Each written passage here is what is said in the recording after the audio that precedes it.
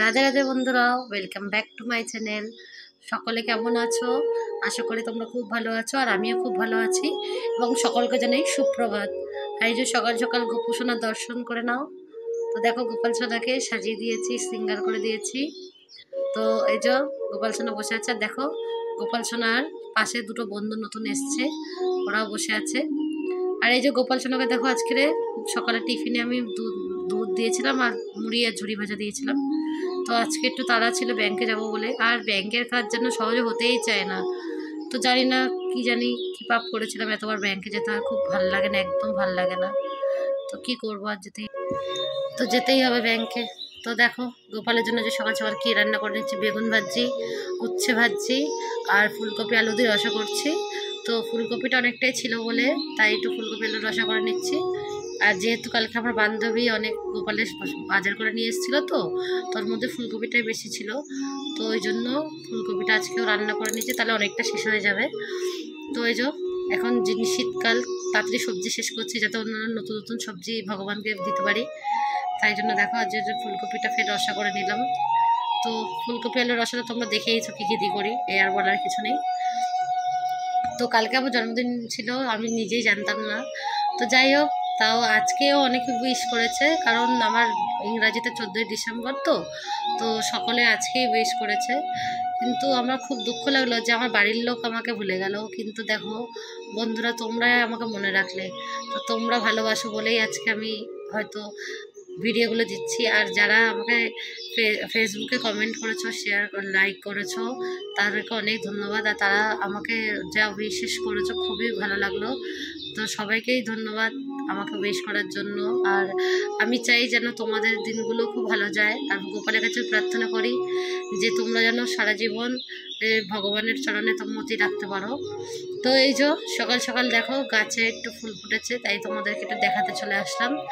তো এই দেখো এই ফুলটা, আর এই দেখো এই গোলাপটা খুব সুন্দর। জানি না ক্যামেরায় কতটা ভালো আসছে, কিন্তু সামনে এতটা সুন্দর লাগে। ছোট হতে পারে কিন্তু খুব সুন্দর, খুবই সুন্দর, একদম টকটকে অরেঞ্জ কালার। আর এই দেখো চন্দ্রমল্লিকা ফুটেছে, আর একটা বেগুনি কালারেরও ফুটবে, কিন্তু কদিন পরে, সেটা এখন নয়।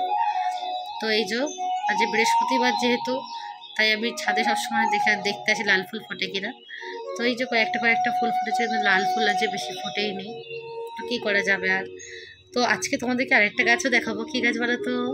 টমেটো গাছ। তো আমাদের গাছে দেখো কত সুন্দর টমেটো হয়েছে। তো আমার মা এত যত্ন করে এদেরকে যে এরা ফল না দিলে এদেরও কষ্ট পাবে, যে আমার মা এত কষ্ট করে এরা ফল দেবে না। আর আমার দাদাও খুব কষ্ট করে গাছগুলোর জন্য। আমার মা হচ্ছে গাছগুলোকে দেখাশোনা করে, মানে জল দেওয়া, সার দেওয়া, সব কিছু করে। আর আমার মা ঘরোয়া পদ্ধতিতেই সব সার বানায় কিন্তু।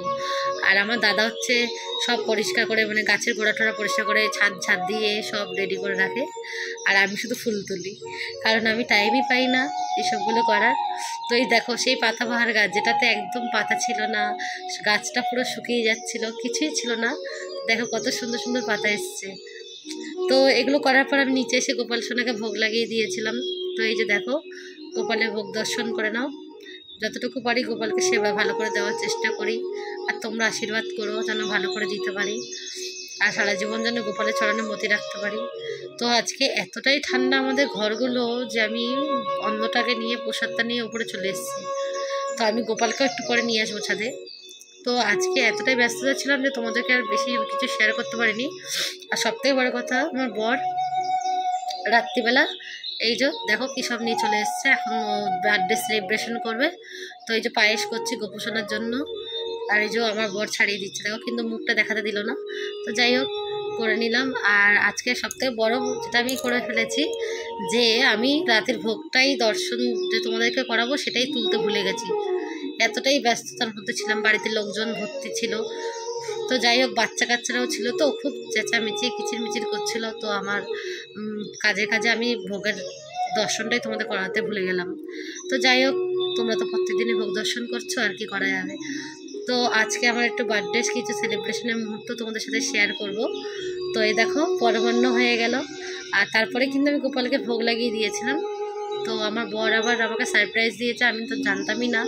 আমি ওপরের ঘরে রান্না করছিলাম গোপালের জন্য, আর শুধু পায়েসটা আমায় দিয়ে গেছে, আমি জানি ঠিক আছে করে দেবো, আর মিষ্টি এনেছিল।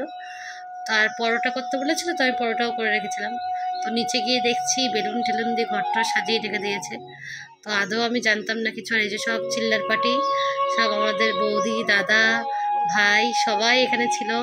আর সবাই আমাকে খুব ভালোবাসে, সবাই আমাকে খুব উইশ করেছে। তো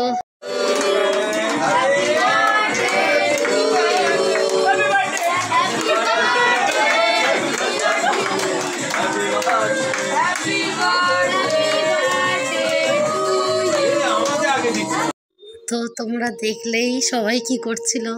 তা সকলেই খুব ভালো থেকো, শুভরাত্রি, আবার কালকে দেখা হবে।